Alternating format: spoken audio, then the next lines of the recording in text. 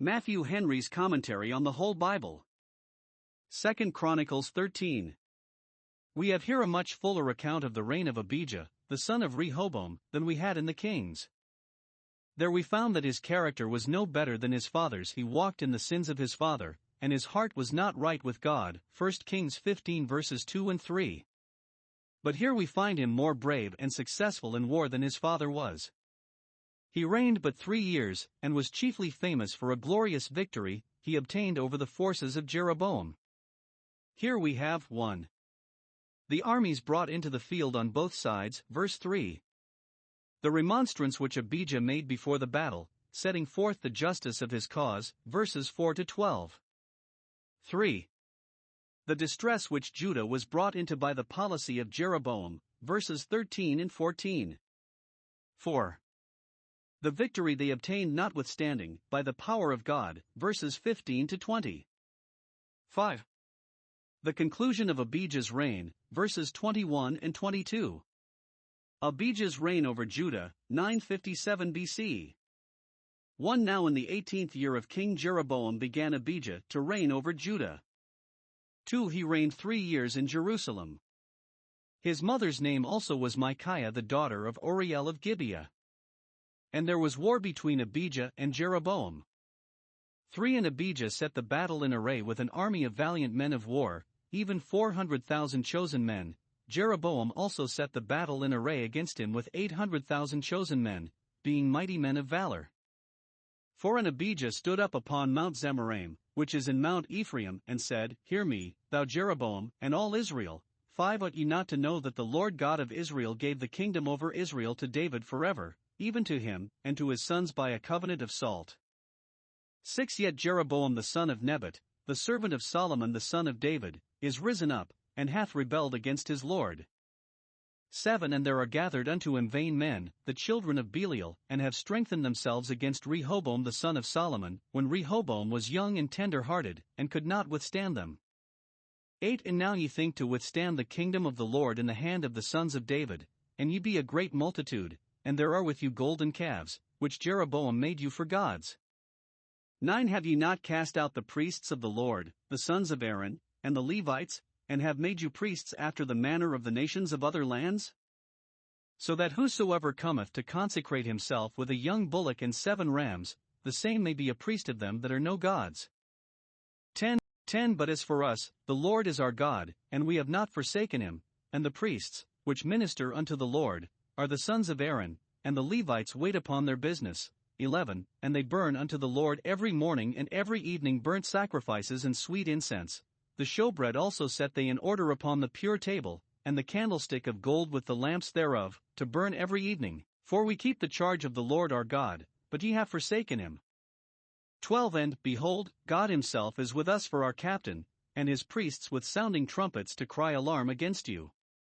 O children of Israel, fight ye not against the Lord God of your fathers, for ye shall not prosper. Abijah's mother was called Maachah, the daughter of Absalom, chapter 11 verse 20, here she is called Micaiah, the daughter of Uriel.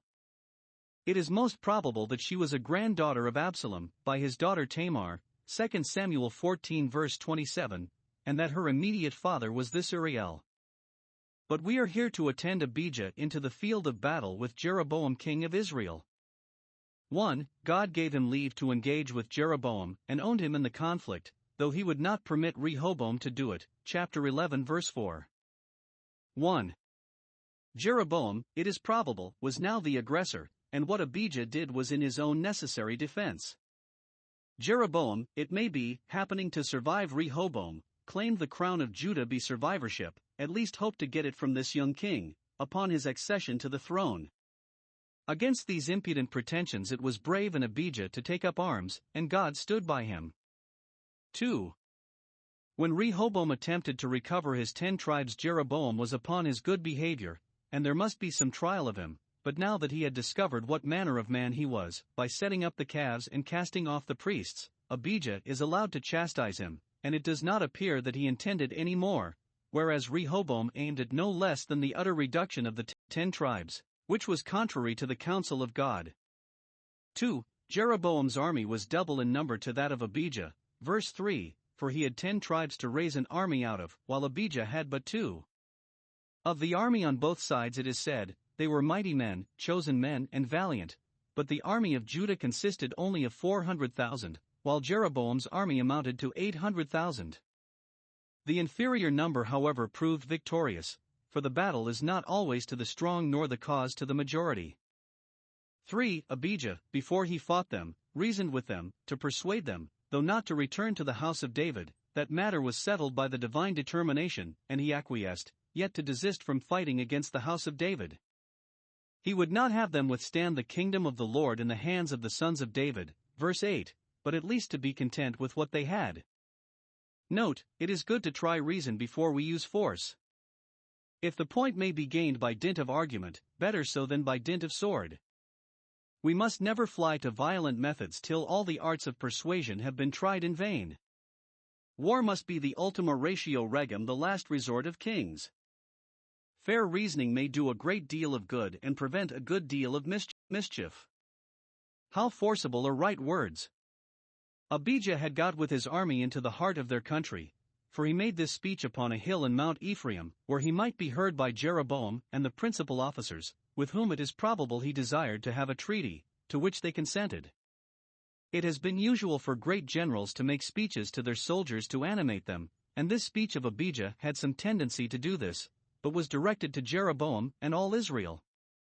2 things Abijah undertakes to make out, for the satisfaction of his own men and the conviction of the enemy. 1. That he had right on his side, a just divinum, a divine right, you know, or ought to know, that God gave the kingdom to David and his sons forever, verse 5, not by common providence, his usual way of disposing of kingdoms, but by a covenant of salt, a lasting covenant, a covenant made by sacrifice, which was always salted, so Bishop Patrick.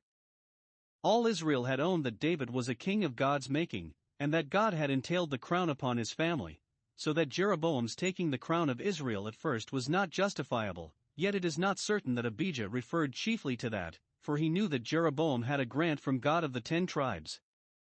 His attempt, however, to disturb the peace in possession of the king of Judah was by no means excusable, for when the 10 tribes were given to him 2 were reserved for the house of David. Abijah shows, 1. That there was a great deal of dishonesty and disingenuousness in Jeroboam's first setting himself up. He rebelled against his lord, verse 6, who had preferred him, 1 Kings 11 verse 28, and basely took advantage of Rehoboam's weakness in a critical juncture, when in gratitude to his old master, and in justice to his title, he ought rather to have stood by him, and helped to secure the people in their allegiance to him, than to head a party against him, and make a prey of him, which was unworthily done and what he could not expect to prosper in. Those that supported him are here called vain men, a character perhaps borrowed from Judges 11 verse 3, men that did not act from any steady principle, but were given to change, and men of Belial, that were for shaking off the yoke of government and setting those over them that would do just as they would have them do. That there was a great deal of impiety in his present attempt, for, in fighting against the house of David, he fought against the kingdom of the Lord. Those who oppose right oppose the righteous God who sits in the throne judging right, and cannot promise themselves success in so doing. Right may indeed go by the worst for a time, but it will prevail at last. 2. That he had God on his side. This he insisted much upon, that the religion of Jeroboam and his army was false and idolatrous, but that he and his people, the men of Judah, had the pure worship of the true and living God among them. It appears from the character given of Abijah, 1 Kings 15 verse 3, that he was not himself in this war chiefly from the religion of his kingdom. 4:1.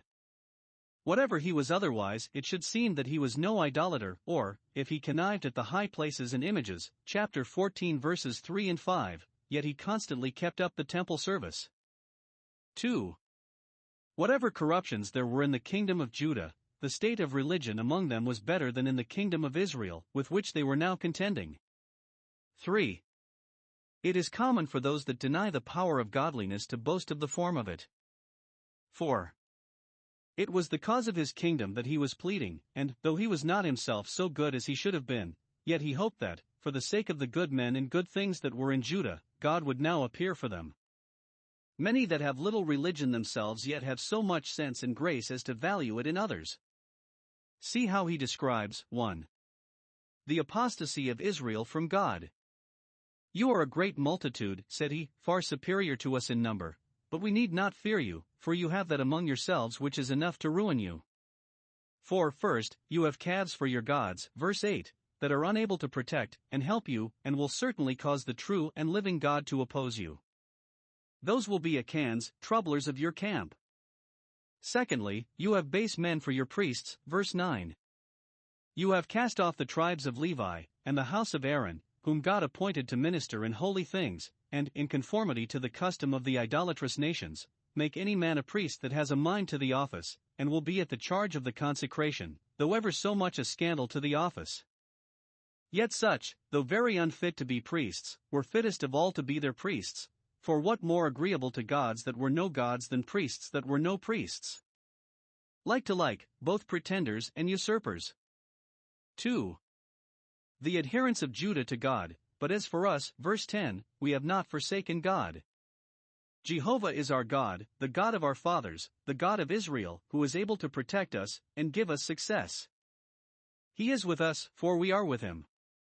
First, at home in his temple, we keep his charge, verses 10 and 11. We worship no images, have no priests, but what he has ordained, no rites of worship, but what he has prescribed. Both the temple service and the temple furniture are of his appointing. His appointment we abide by, and neither add nor diminish. These we have the comfort of, these we now stand up in the defense of, so that upon a religious as well as a civil account we have the better cause. Secondly, here in the camp, he is our captain, and we may therefore be sure that he is with us, because we are with him, verse 12. And, as a token of his presence, we have here with us his priests, sounding his trumpets according to the law, as a testimony against you, and an assurance to us that in the day of battle we shall be remembered before the Lord our God and saved from our enemies. For so this sacred signal is explained, Numbers 10 verse 9. Nothing is more effectual to embolden men, and put spirit into them, than to be sure that God is with them and fights for them. He concludes with fair warning to his enemies. Fight not against the God of your fathers. It is folly to fight against the God of almighty power, but it is treachery and base ingratitude to fight against your father's God, and you cannot expect to prosper. Jeroboam defeated by Abijah, 957 BC. 13 But Jeroboam caused an ambushment to come about behind them, so they were before Judah, and the ambushment was behind them. 14 And when Judah looked back, behold, the battle was before and behind, and they cried unto the Lord, and the priests sounded with the trumpets. 15 Then the men of Judah gave a shout, and as the men of Judah shouted, it came to pass, that God smote Jeroboam and all Israel before Abijah and Judah. 16 And the children of Israel fled before Judah, and God delivered them into their hand. 17 And Abijah and his people slew them with a great slaughter, so there fell down slain of Israel 500,000 chosen men. 18 Thus the children of Israel were brought under at that time, and the children of Judah prevailed, because they relied upon the Lord God of their fathers. 19 And Abijah pursued after Jeroboam, and took cities from him, Bethel with the towns thereof, and Jeshanah with the towns thereof, and Ephraim with the towns thereof. 20 Neither did Jeroboam recover strength again in the days of Abijah, and the Lord struck him, and he died.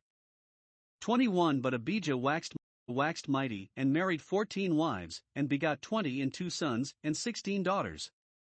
22 And the rest of the acts of Abijah, and his ways, and his sayings, are written in the story of the prophet Iddo. We do not find that Jeroboam offered to make any answer at all to Abijah's speech. Though it was much to the purpose, he resolved not to heed it, and therefore he heard it as though he heard it not. He came to fight, not to dispute. The longest sword, he thought, would determine the matter, not the better cause. Let us therefore see the issue, whether right and religion carried the day or no. 1. Jeroboam, who trusted to his politics, was beaten. He was so far from fair reasoning that he was not for fair fighting. We may suppose that he felt a sovereign contempt for Abijah's harangue. One stratagem, thinks he, is worth 20 such speeches. We will soon give him an answer to all his arguments.